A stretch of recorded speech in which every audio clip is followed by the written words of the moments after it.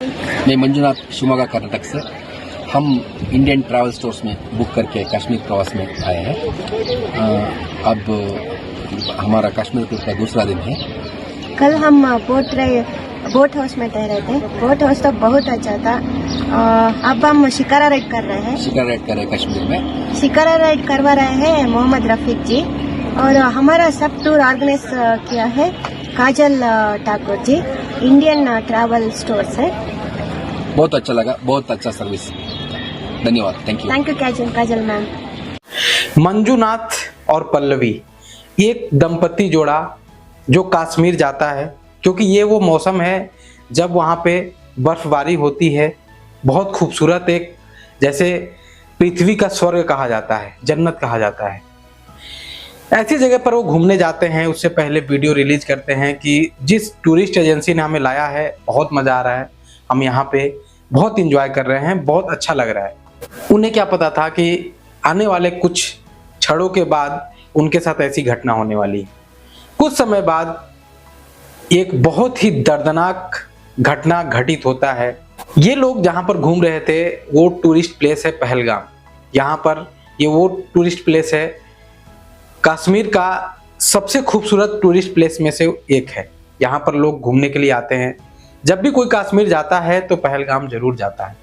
ये भी जोड़ा वहाँ पर जाता है। कुछ समय बाद एक इतना ब्रूटल, इतना खतरनाक आतंकवादी हमला होता है, जिसके बाद ये ऐसी घटना है कि इससे पहले शायद ऐसी आतंकवादी हमले इससे पहले कभी नहीं हुए। उमरा चलना यार। ओ ये था कोई दिसता जहांगीर तो यार बिहारियां पीछा जुलते यार, तुम मौत ही कश्मीर की है।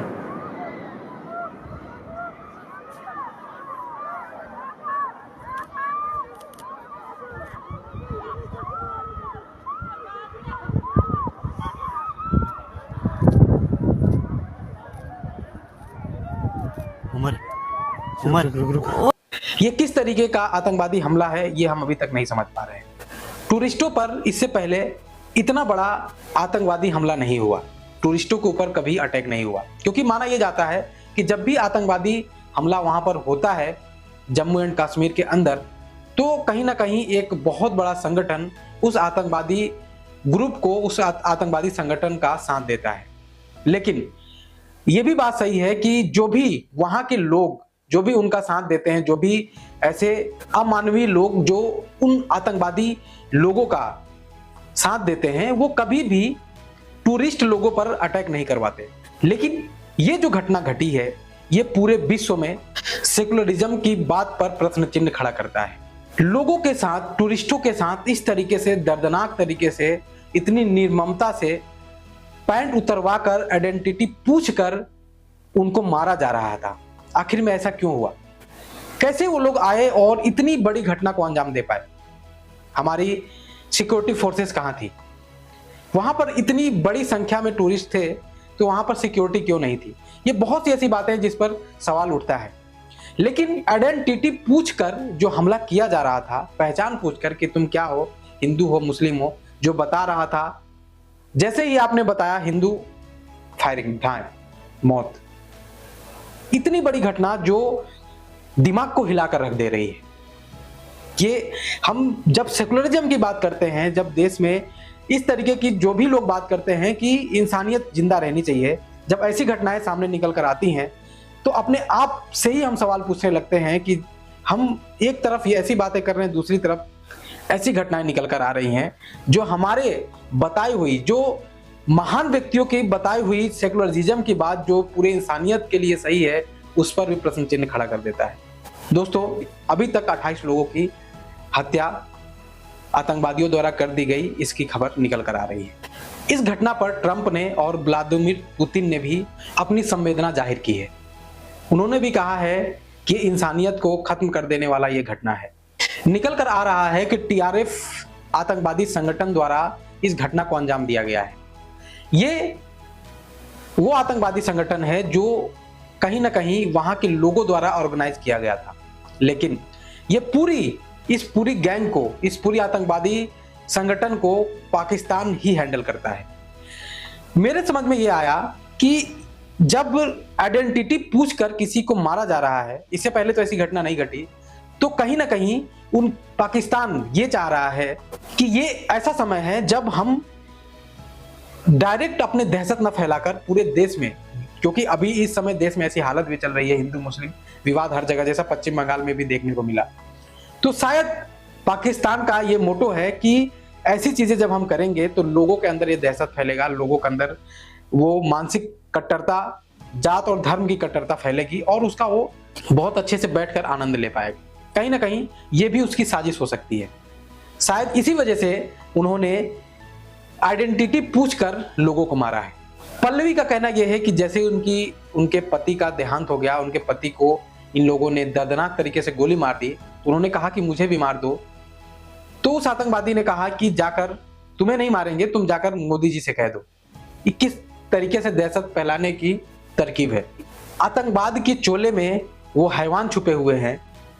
हालांकि हमारे जो आर्म फोर्सेस हैं वो जल्द ही उन्हें पकड़ लेंगे और उनसे भी बुरी हसर करेंगे, लेकिन यहाँ पर मेरे हिसाब से हमारे पॉलिटिकल लीडर्स को बहुत ध्यान से कदम उठाने की जरूरत होगी। हमारे देश के लोगों को भी बहुत ध्यान से इस पर विचार करके आगे कुछ भी कहना चाहिए, क्योंकि कहीं ना कहीं मैंने पहले ही बताया कि पाकिस्तान का यह षड्यंत्र हो सकता है कि जब हम जात और धर्म पूछकर किसी की हत्या करेंगे तो ये पूरा विवाद फैलेगा और ये पूरा आतंकवादी हमला पूरे देश में एक धार्मिक कट्टरता का रूप ले लेगा और प्रोटेस्ट होंगे, दंगे होंगे, जिसका वो शायद आतंकवादी हमला करके वो नहीं कर सकता, वो एक अलग तरीका अपनाया है।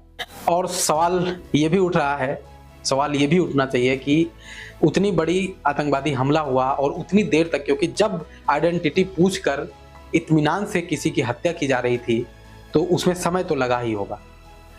बड़ी बात तो यह है कि हमला करने के बाद वहां से आतंकवादी भाग भी जाते हैं। एक भी अभी तक का तो अपडेट यही है कि एक भी आतंकवादी पकड़ा नहीं गया है।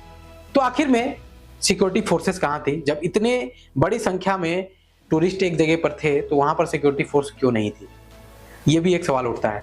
सवाल ये भी उठता है कि इतना बड़ा पुलवामा हमला हुआ और इतनी बड़े अमाउंट में आरडीएक्स आया, आज तक उसका पता नहीं चल पाया।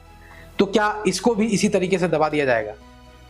क्या इस घटना के पीछे का भी कारण बिना नहीं पता चलेगा हमें कि आखिर में इसके पीछे कौन शामिल है? क्या इसमें लश्कर-ए-तैयबा का भी हाथ है? ये इतना बड़ा आतंकवादी संगठन जो पाकिस्तान वहां से हैंडल करता है, क्या उसका भी हाथ है?